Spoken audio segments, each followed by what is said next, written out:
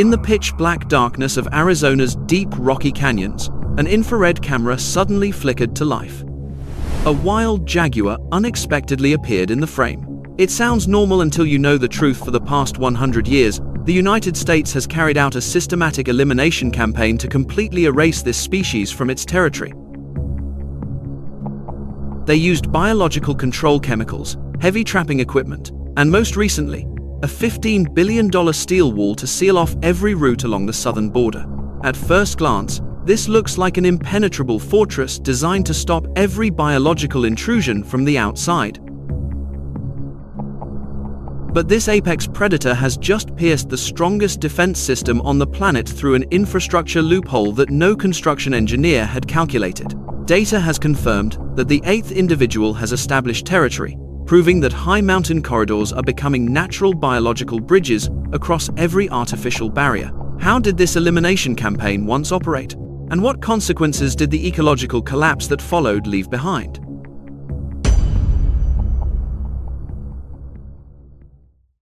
More than 20 million U.S. dollars is the estimated economic damage each year in the American Southwest caused by the degradation of vegetation and groundwater systems.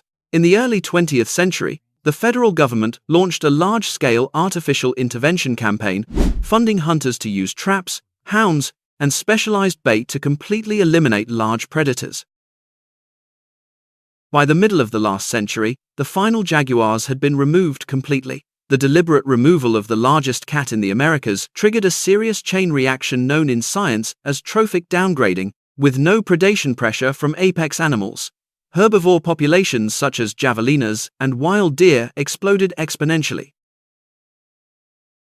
These herds gathered densely along rivers and streams, tearing up low vegetation and stripping young roots. When rare rains fell across the desert, there were no longer enough roots to hold the soil, so the water washed away the fertile topsoil. Erosion distorted stream channels and lowered groundwater levels.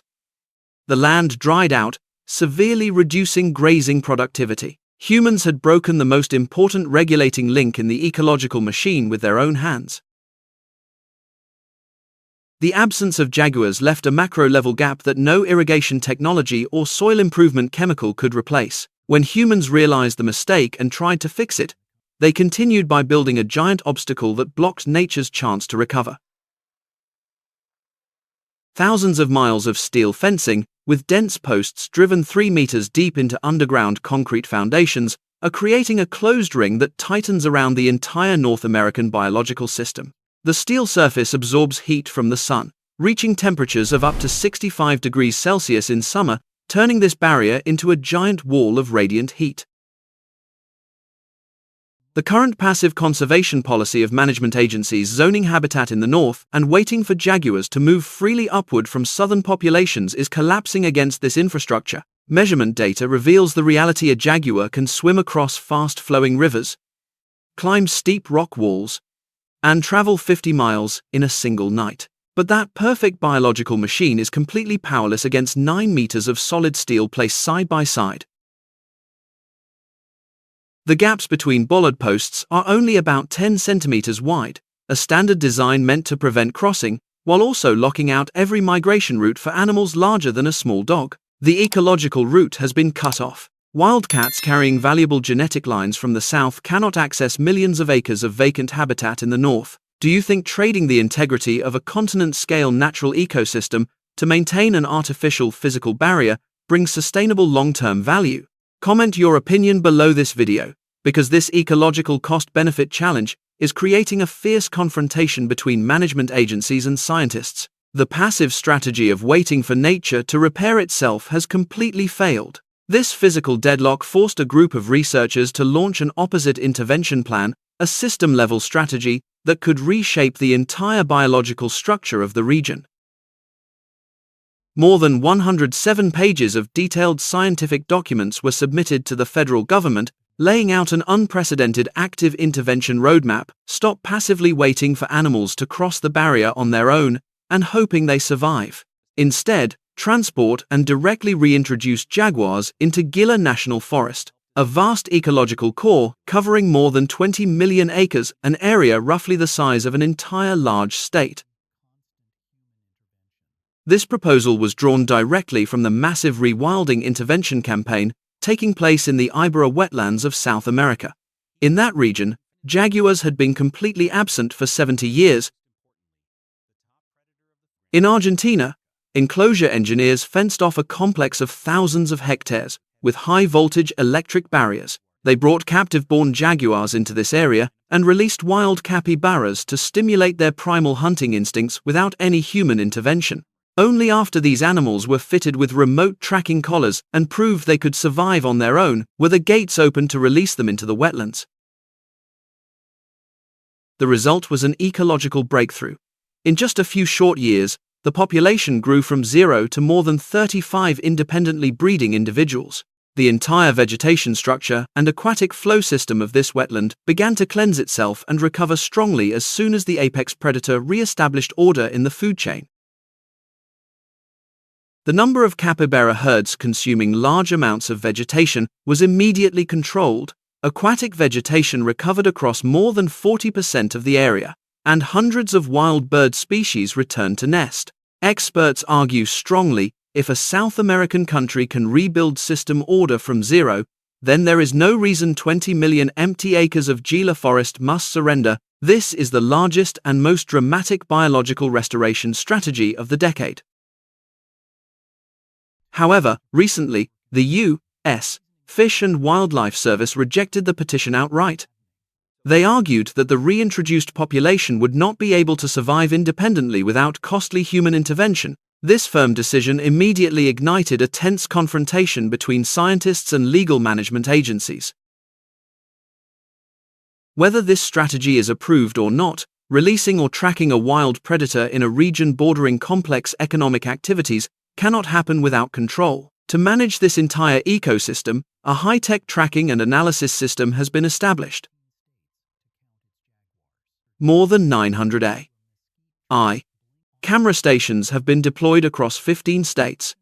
This optical network is maintained by 40 researchers and volunteers. They hike dozens of miles through isolated desert cliffs to replace batteries and collect memory cards. This is a massive data collection machine, working 24/7 to map real-time optical movement throughout the Madrean Archipelago corridor, a complex biological passage made up of steep, isolated mountain ranges rising above the dry desert floor like high-elevation ecological islands. Deep learning algorithms are programmed to scan through millions of frames, filter out visual noise, and accurately identify the unique spot pattern of each individual something compared to nature's unforgeable identity mark. The goal of this monitoring system is not only to count numbers, but to analyze the mechanism of system recovery, operating through the principle known as the ecology of fear. The latest quantitative data shows that the mere presence and scent of an apex predator can change the movement patterns of prey herds by up to 60%. Jaguars do not need to eliminate large numbers of prey to create change. This invisible deterrence works like an automatic regulation system. Ecological fear forces deer and wild pigs to stop standing in one place and stripping riverside vegetation bare. They must keep moving, always alert, reducing pressure on vegetation by half. As a result, low vegetation along rivers and streams begins to have time to regrow. Its roots reach deep into the soil, hold fertile sediment in place, slow down surface runoff, and gradually return infiltrated water to the underground desert layers. A complete and powerful ecological loop is automatically restarted by the presence of a single genetic line. This mechanism works perfectly in theory and has been proven at other latitudes. Monitoring stations have officially recorded a decline in wild pig density in narrow canyons where jaguars establish scent boundaries. The massive AI network has finally begun recording real physical changes, but the optical data it collected also exposed a limiting rule that no computer model had predicted. The data system has recorded 8 jaguars appearing in the southwest over the past 30 years. Notably, 5 of them passed through the optical monitoring network within the last 15 years. A recent mammal survey, one of the largest in history, confirmed that the breeding population just south of the border remains stable, and this is the biological reserve supplying pioneer individuals. The latest data breakthrough recorded a completely new individual named Cinco. A 5-minute infrared video shows Cinco calmly drinking water at a remote desert pool. This repeated appearance proves that their crossing of barriers is not random. Their DNA contains a powerful genetic map, forcing them to follow ancient migration corridors. However, this optical dataset also creates a major challenge for restoration efforts. Statistics show that 100% of the individuals detected by the recognition system are adult males living completely alone. From a population biology perspective, a nomadic group made entirely of males cannot reproduce the next generation. The reason for the disappearance of females became clear when an independent investigation based on IUCN data and satellite image analysis reports revealed a serious truth. High-resolution spectral images show that the border wall is not merely a barrier, it has created ecological blank zones stretching for dozens of miles, where vegetation cover has been torn apart by heavy machinery, and nighttime patrol lights have completely disrupted the biological rhythms of wildlife. Spatial surveys also confirmed a severe bottleneck. There is no safe opening large enough for pregnant females to squeeze through the dense steel structure. Every effort becomes even more deadlocked as the amount of available habitat is shrinking sharply under legal decisions. Recently, the area designated as legally protected critical habitat was significantly reduced, leaving only about 1,000 square miles. These numbers place policymakers in a difficult position, exposing the core lesson of the deep conflict between real biological laws and administrative boundaries created by humans. Ecological changes in the desert corridors prove a core principle of intervention science. A system that operated smoothly for millions of years cannot be shattered by large-scale violent interventions and then expected to heal automatically through passive waiting policies. Although the story of the Jaguars' return is often praised by the media, this strategy contains 3 risks that are rarely mentioned. First, forcibly introducing wild predators into an environment where they have been absent for decades can easily trigger food chain disruption, especially when native prey species have lost their basic escape skills.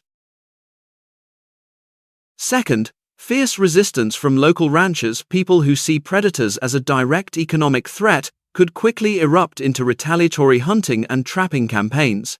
Third, prolonged drought is evaporating surface water sources, making the real habitat much smaller than the green buffer zones drawn on satellite maps.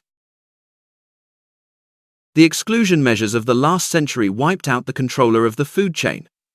Today's concrete and steel barriers are continuing to lock nature's return in place. If the damage was created by industrial-scale campaigns, then the solution cannot be passive waiting. The future of this vast ecological region does not lie in leaving lone males to find their own way through solid steel. It lies in how humans choose to use their power to shape space. Will monitoring technologies, transport capacity, and data management strategies be activated into a corrective intervention campaign with a scale and intensity equal to the destruction this system once endured? The power to decide now depends on removing artificial infrastructure bottlenecks to rescue an ecosystem in crisis. Subscribe to the channel, like, and share this video to spread a multidimensional perspective. And keep following our next in-depth analytical files exposing the truth behind the great ecological interventions reshaping our planet.